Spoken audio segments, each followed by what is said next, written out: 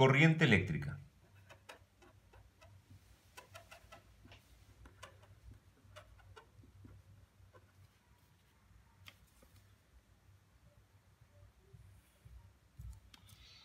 Para fijar ideas consideremos un conjunto de portadores de carga. Portadores de carga Q, que son estos que están acá, que pueden ser positivos, da lo mismo, pueden ser negativos en el sentido contrario o positivos en el otro sentido, es exactamente equivalente. Vamos a también suponer que tenemos n portadores de carga por unidad de volumen.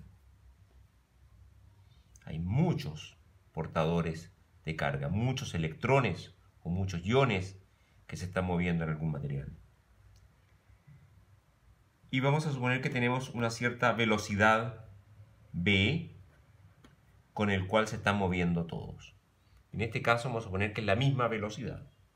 Ya vamos a aclarar cada detalle de la velocidad. Por el momento supongamos que tenemos portadores de carga que se mueven con la misma velocidad. Y a esa velocidad le vamos a llamar velocidad de desplazamiento.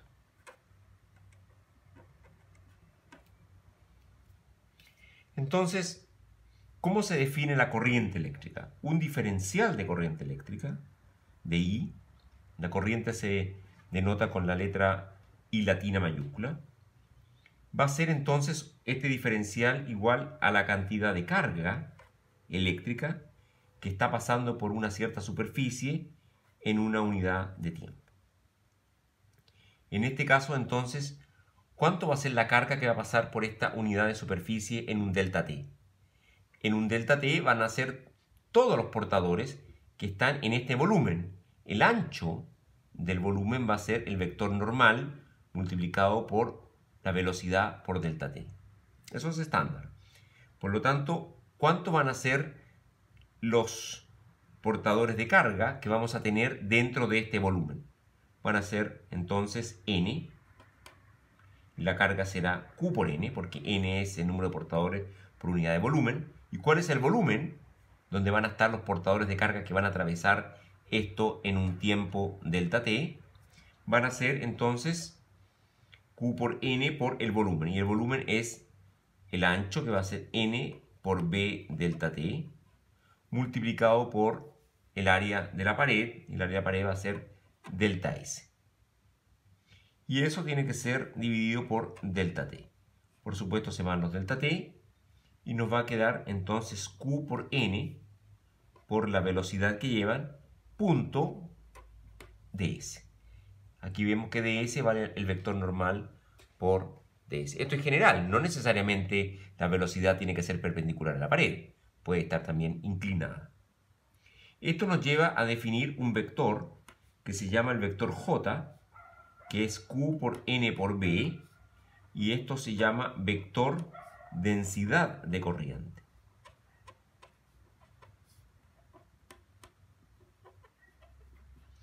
Por lo tanto, la corriente se define como la integral en la superficie de j.ds.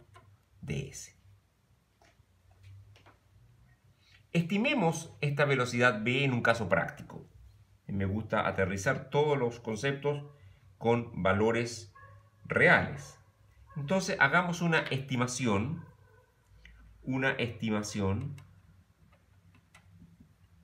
de la velocidad de desplazamiento. Podemos para eso considerar un alambre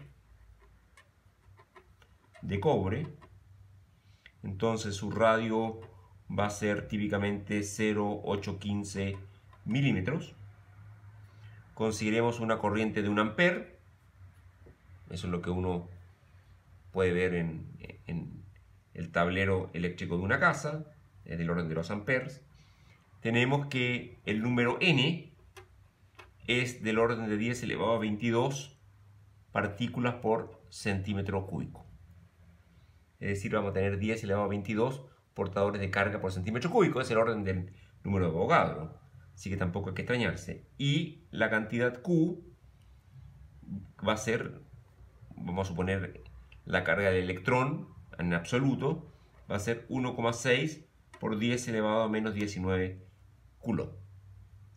Entonces, ¿cómo podemos estimar la velocidad V? Bueno, vamos a tener lo siguiente.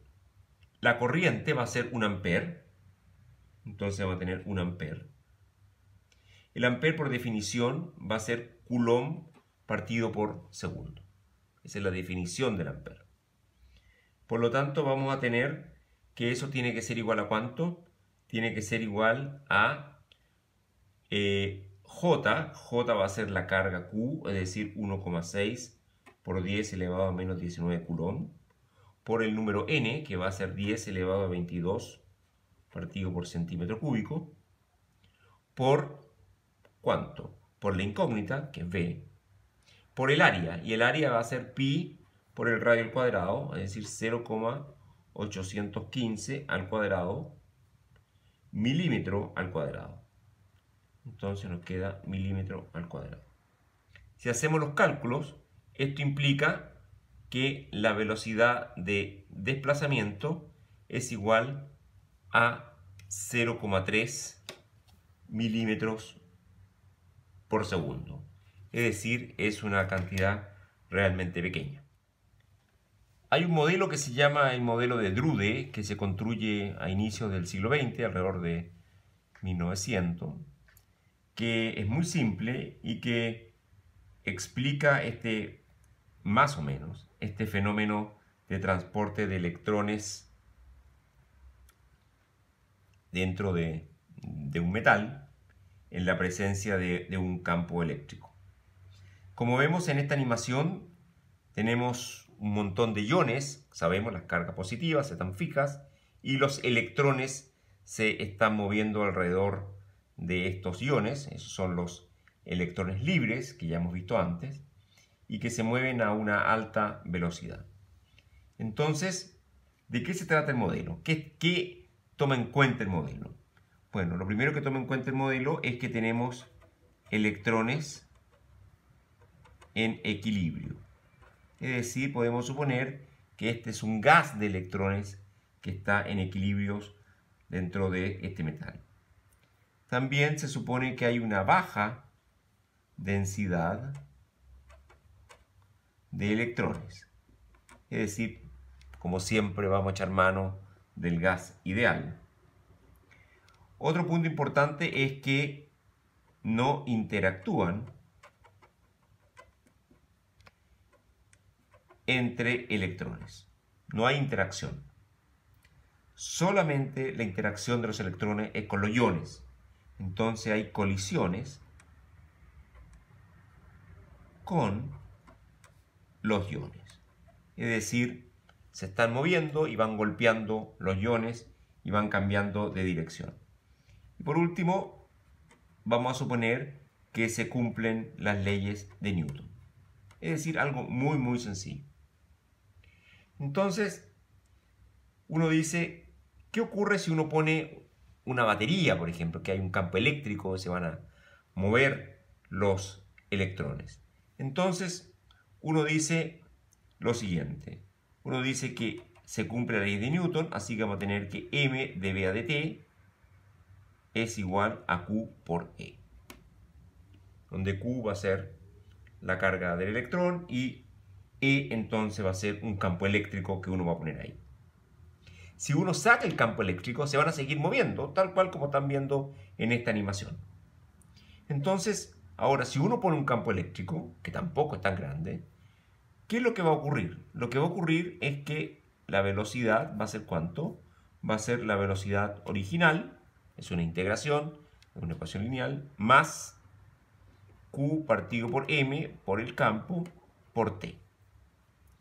Por supuesto, ustedes dirán, la velocidad va a crecer y crecer y crecer, porque aquí está multiplicando el campo eléctrico, pero eso no es así, porque se va a encontrar de frente con un ion, entonces se va a frenar y va a volver hacia atrás, y así. Entonces, en promedio, uno va a tener que, si uno saca el promedio de la velocidad de estos electrones, va a ser el promedio de la velocidad en el inicio, más Q partido por M, por el campo eléctrico, por un t promedio, por un tiempo promedio, es decir, el tiempo que se va a demorar en chocar con otro ion. Bueno, en el equilibrio están viendo ustedes en la animación, los electrones se están moviendo para todos lados, por lo tanto, en equilibrio uno va a tener que la velocidad media inicial va a ser 0. Porque si uno suma todas las velocidades va a dar 0. Todos están apuntando para diferentes direcciones. Pero ojo, la velocidad cuadrática media, es decir, el promedio de la velocidad al cuadrado, y le sacamos la raíz cuadrada, eso de ahí no es despreciable. Vamos a ver que es una cantidad grande. Se están moviendo, como es la animación, a alta velocidad. El promedio de las velocidades como vector es 0. Pero la rapidez con que llevan ellos es bastante alta. Así que la manera de poder saber cuánto vale su rapidez es sacar entonces la velocidad cuadrática media. Es decir, elevar la velocidad al cuadrado y sacar entonces el promedio. Y para que dé unidades de metros por segundo se saca la raíz cuadrada. Para los que están haciendo termodinámica este semestre conmigo, hemos visto que la energía cinética promedio de una partícula en un gas ideal es igual a 3 medios kBt cuando el gas ideal es monoatómico. Por lo tanto, tenemos de acá que el promedio de la velocidad al cuadrado es 3 kb, donde kb es la constante de Boltzmann, por la temperatura partido por la masa. Muy bien. Tenemos entonces de que la constante de Boltzmann es conocida, la hemos visto en el curso, vale, en el curso de termodinámica, 1,38 por 10 elevado a menos 23 Joule partido por Kelvin. Podemos suponer que estamos en una temperatura ambiente, así que podemos estar alrededor de los 300 grados Kelvin. Y la masa del electrón sabemos que vale alrededor de 9,11 por 10 elevado a menos 31 kilos. Por lo tanto, uno puede obtener entonces que b cuadrado, hacer una estimación, ¿vale cuánto? Vale 3 por la constante de Boltzmann, así que sería 1,38 por 10 elevado a menos 23 Joule partido por kilo, por la temperatura que vale 300 Kelvin, y todo eso dividido por la masa del electrón que vale 9,11 por 10 elevado a menos 31 kilos. Muy bien, si uno hace todos los cálculos, ustedes lo pueden hacer tranquilamente en su casa, da 136,33 por 10 elevado a 8 metros cuadrados partido por segundo al cuadrado. Esto lleva a que entonces la velocidad cuadrática media, es decir, la raíz cuadrada de esto, da alrededor de 11 por 10 elevado a 4 metros por segundo, que es lo mismo que decir 10 elevado a 5 metros por segundo aproximadamente. O sea, no tiene nada que ver con el valor de la velocidad de desplazamiento que acabamos de ver, que era del orden de una fracción de milímetros por segundo.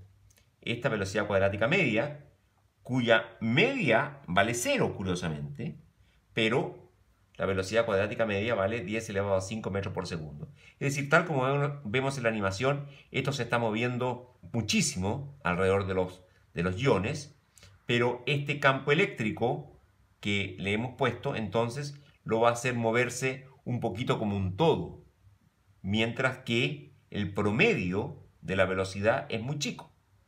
Es equivalente al aire. Con el aire, si uno mira con el microscopio, las moléculas de aire se están moviendo muy rápidas, pero cuando tenemos una brisa de aire, el aire se está moviendo lentamente comparado a la velocidad con que se mueven las moléculas de aire.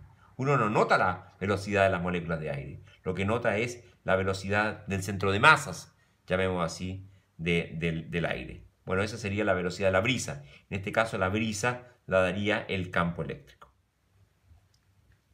hemos obtenido del modelo de Brude que B de t vale la velocidad inicial más QE por t partido por m. Y hemos visto que si sacamos un promedio sobre todas las partículas que tenemos dando vuelta alrededor de los iones, de todos los electrones, tenemos entonces el promedio de la velocidad es igual al promedio de la velocidad inicial más Q por E partido por M por el promedio de T. Y T, promedio, significa un cierto tiempo que le vamos a llamar tau, que es el tiempo medio entre colisiones. Es decir, este campo eléctrico no hace crecer la velocidad indefinidamente, sino que llega un cierto momento en que el electrón choca con un ion y se devuelve, en fin. Así que hay un tiempo que es un tiempo medio entre colisiones que le vamos a llamar tau.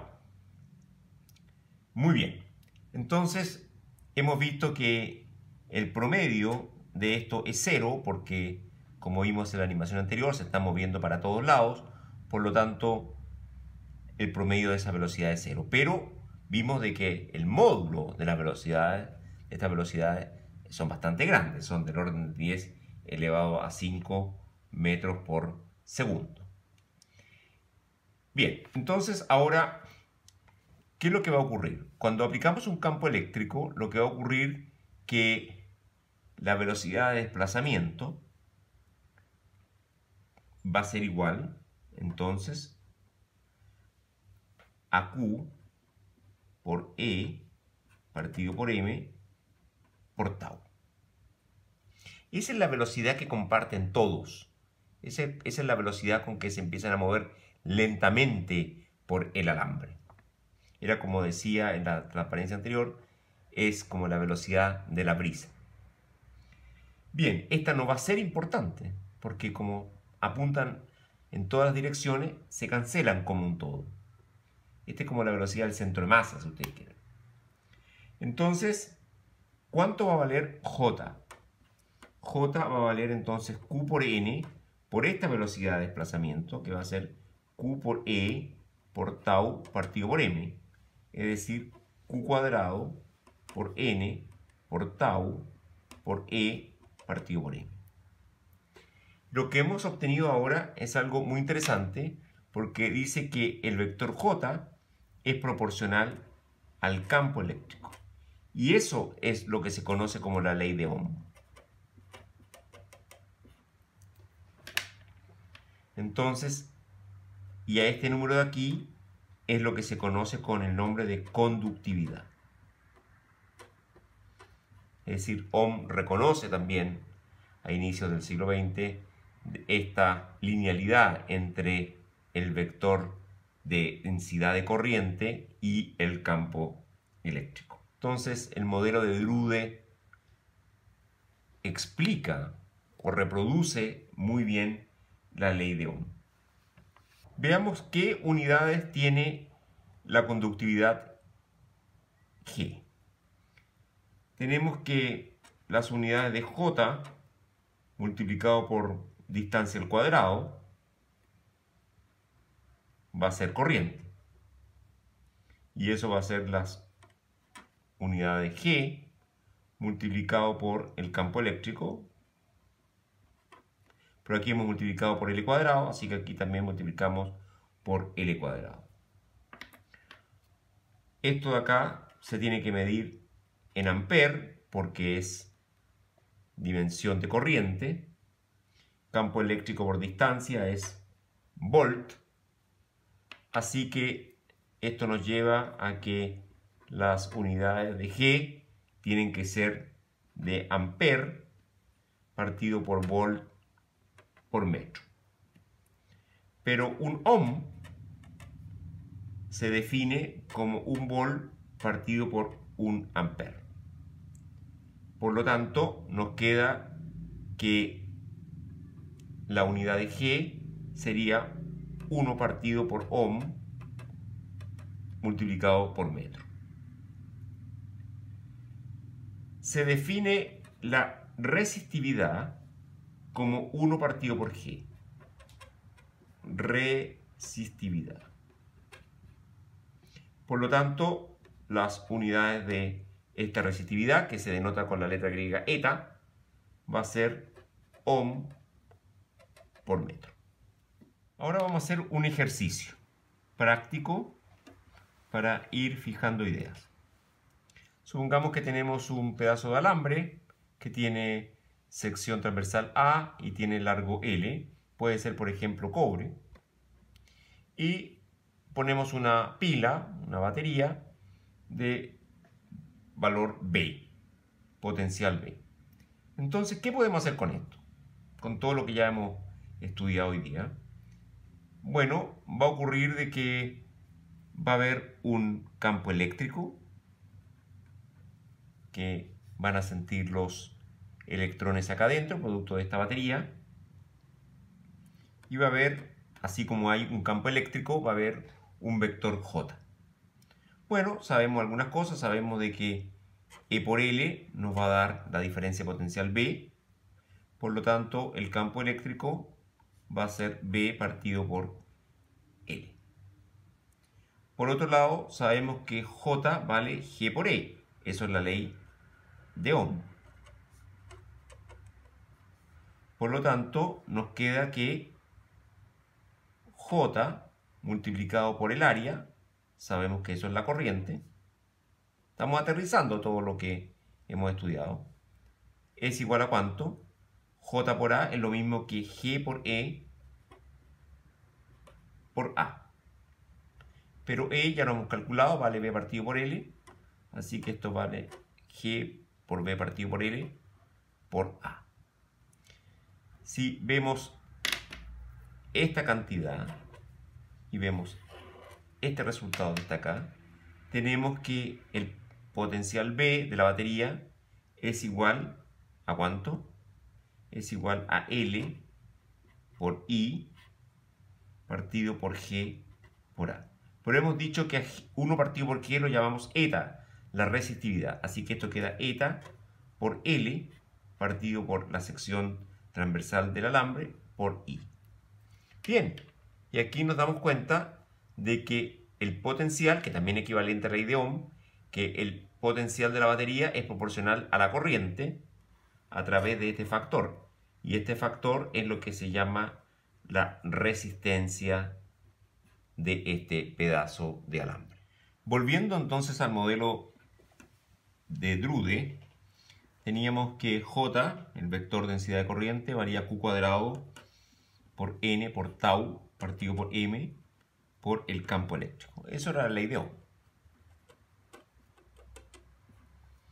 Bien, Q es el valor de la carga del electrón, N es el número de electrones por unidad de volumen, eso también es conocido, M es la masa del electrón, también conocido, pero tau, no sabemos, no hemos dicho nada sobre tau, que es el tiempo medio entre colisiones.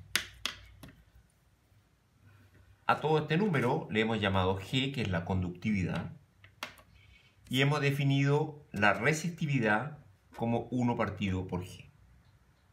Bien, hemos dicho que las unidades de la resistividad es ohm por metro. Entonces, eta lo podemos escribir, dado que G vale Q cuadrado N por tau partido por M, eta lo podemos escribir como M partido por Q cuadrado por N por tau. Por lo tanto, tau lo podemos despejar de acá y vale M partido por eta Q cuadrado por N. Así que hemos visto que la resistencia de un pedazo de alambre vale eta por el largo partido por el área, es decir, es una cantidad completamente medible experimentalmente. Existen tablas donde están especificados los valores de las resistividades de los materiales. En este libro podemos ver que existe una tabla donde están los valores de las resistividades de ciertos materiales.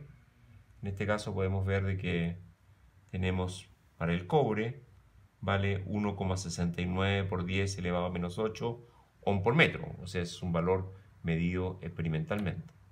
Entonces, como recién hemos visto, podemos ver en una tabla el valor de eta para el cobre, y eso es 1,69 por 10 elevado a menos 8 ohm por metro. Por lo tanto, podemos hacer una estimación de tau para el cobre, y eso nos va a dar 9,11, estamos reemplazando el valor de la masa del electrón acá, 9,11 por 10 elevado a menos 31 kilos. Q cuadrado, 1,6 al cuadrado por 10 elevado a menos 38 coulomb al cuadrado.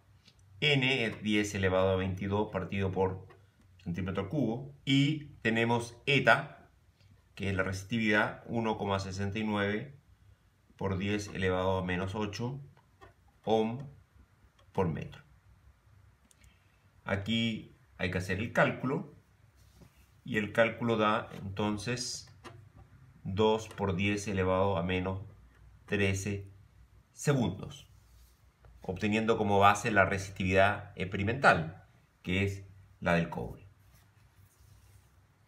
Bien, un chequeo que podemos hacer ahora es decir, bueno, si tau nos dio 10 elevado a menos 13 segundos, es decir, el tiempo que demora el electrón entre choque y choque,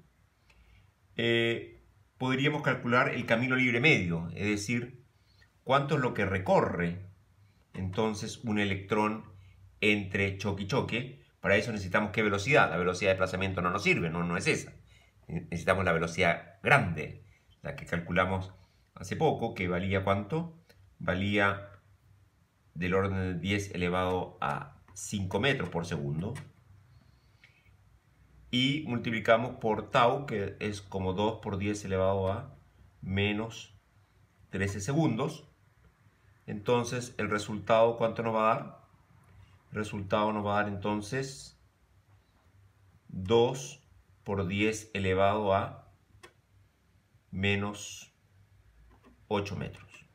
O sea que básicamente del orden de 100 Armstrong, si uno quiere. No es un resultado demasiado bueno. Hubiéramos querido que hubiera salido un poco menos, porque claramente el electrón va a recorrer menos de 100 amperes antes de chocar.